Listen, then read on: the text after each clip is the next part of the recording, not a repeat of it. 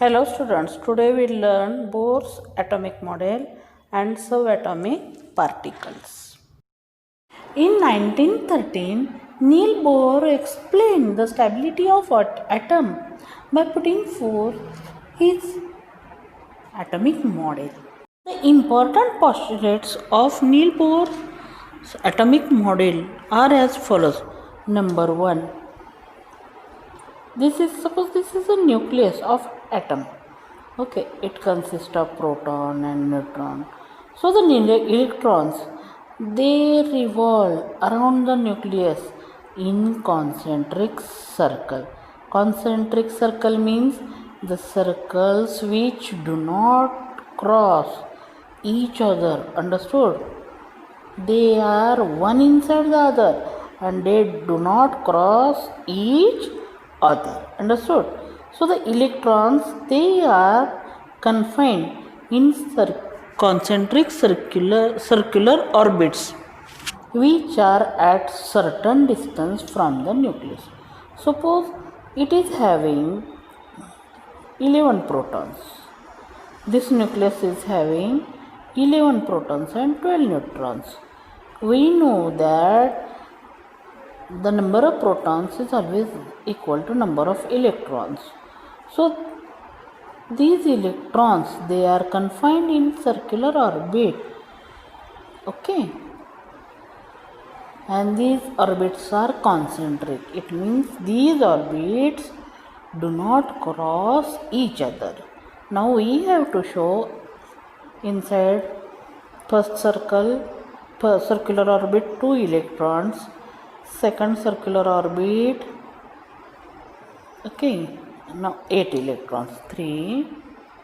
I am writing only for this, only for explanation. 1 2 3 4 5 electrons we have to show with circle.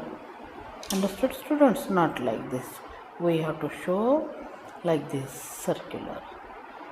Understood? And then we have to write here electron, but I am, for explanation purpose, I am showing like this. Understood? Don't write like me. I will show you how to draw atom. Now say this is first orbit, this is second. One orbit remained. Okay. In third orbit, only one electron. I have to draw only one electron because number of protons equals to number of electrons. In this atom there are 11 protons, so I have to show them 11 electrons. Understood?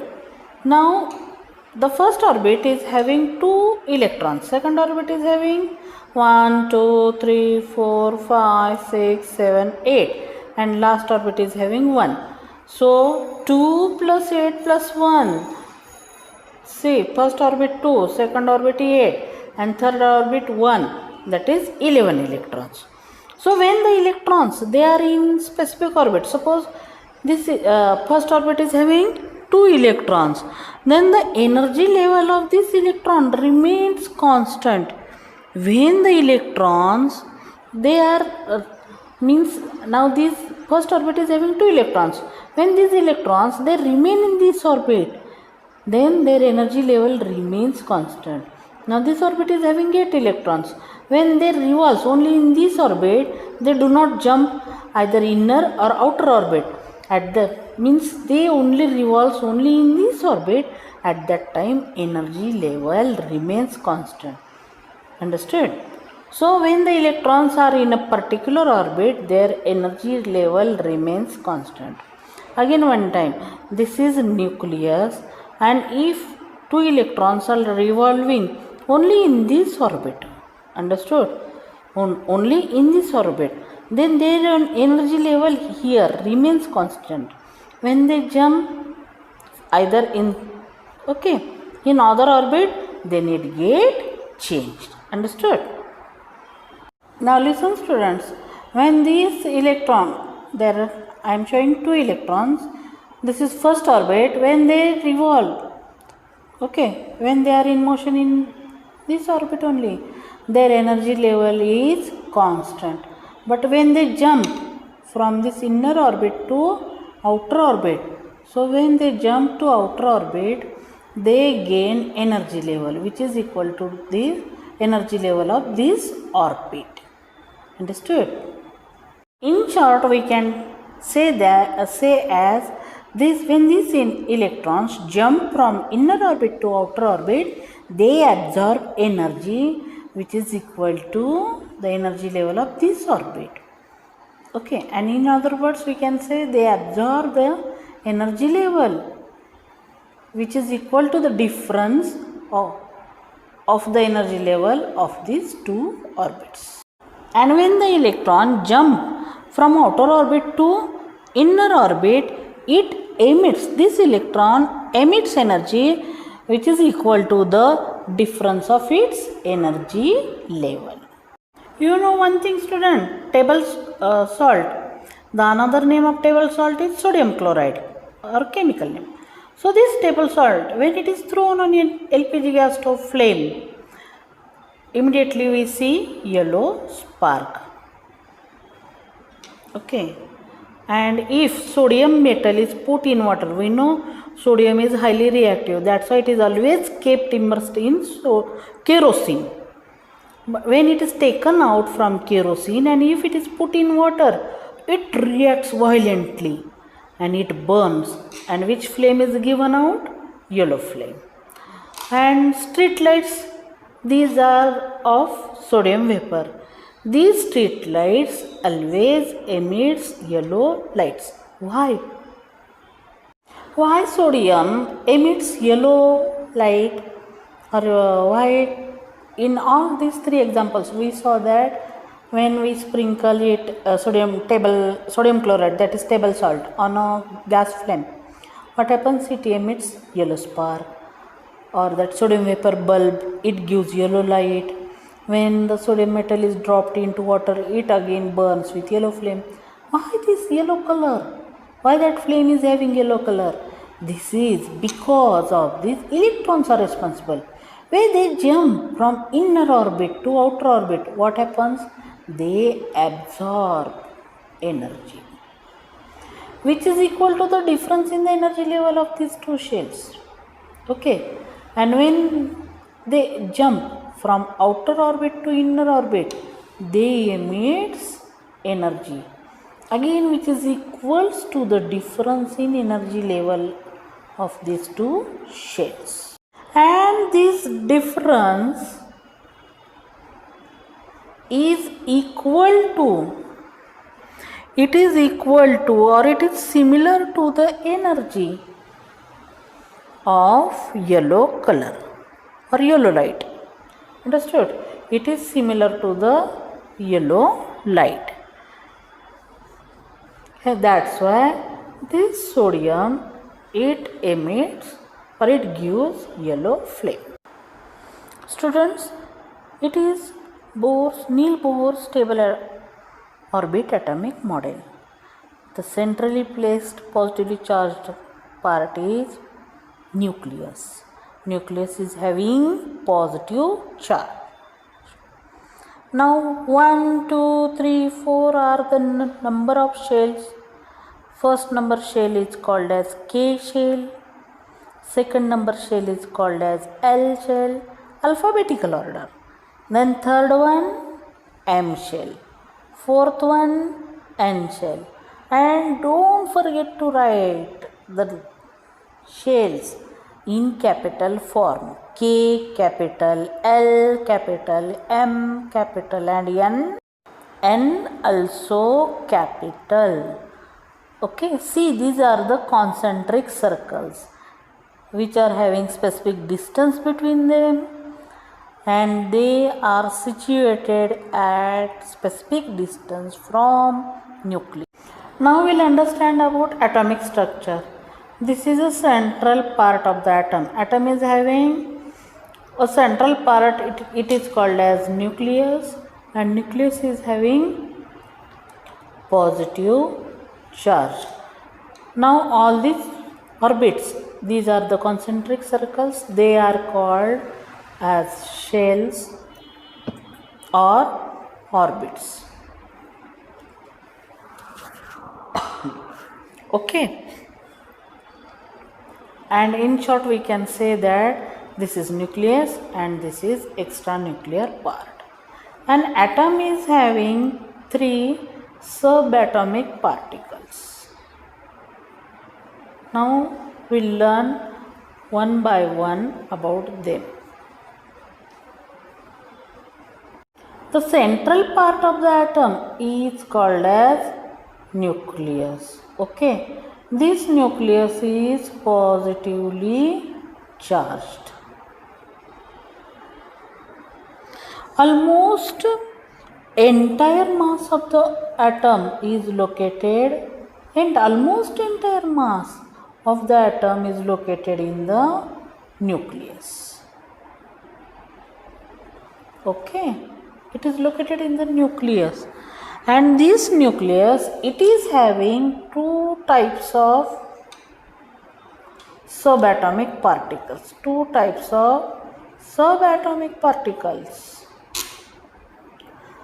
They are called as nucleons, as they are present in the nucleus, hence they are called as nucleons.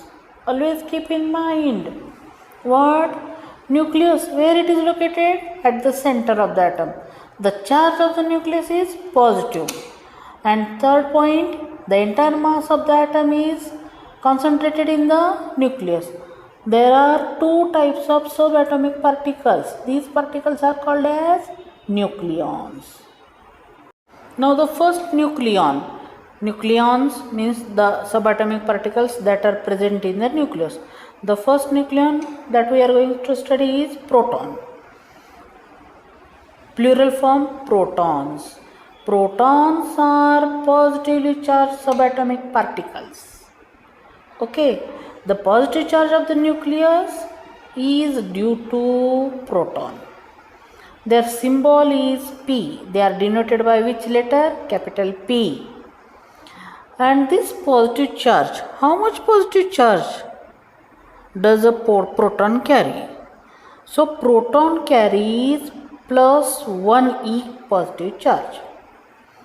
1e is equal to 1.6 into 10 to the power minus 19 coulomb.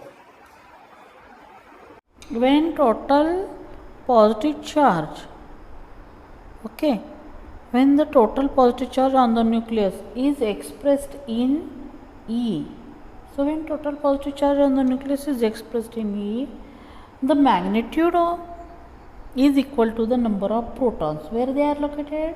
In the nucleus of an atom. Okay, so the total charge of the nucleus is always expressed in E, and that E is equal to the magnitude of the number of protons located in the nucleus. Now the number of protons that are located in the nucleus, they represent or they tells us about atomic number. So the number of protons in the nucleus of an atom is the atomic number. Suppose there are 6 protons in the nucleus. Atomic number is denoted by letter Z. Then what is it? The atomic number of that element is 6. If number of protons in the nucleus is 8p, then the atomic number of that atom is 8. Understood? What is Z? Z means atomic number. What is Z? Z means atomic number. Mass of one proton is approximately is 1 Dalton. 1 U. 1 U means 1 Dalton. 1 Dalton is equal to 1.66 into 10 to the power minus 27 gram. The another subatomic particle of nucleus is neutron. Neutron is, protons and neutrons are nucleons. Okay, this neutron is electrically neutral. It is located in the nucleus. Its symbol is small n. You know students, the number of neutron in the nucleus That number of neutron is, its symbol is n. N stands for number of neutron in the number of neutrons in the nucleus, but the symbol of neutron is small n, and it is number of neutrons. Number of neutrons. Don't forget, what is capital N? Number of neutrons. Where? Number of neutrons. Understood? Number of neutrons in the nucleus. And this N is a symbol of neutron. It is a symbol of, students, the mass of neutron is approximately 1 Dalton. Okay. This neutron is present in the nucleus of atom except hydrogen atom. Hydrogen atom do not have neutrons.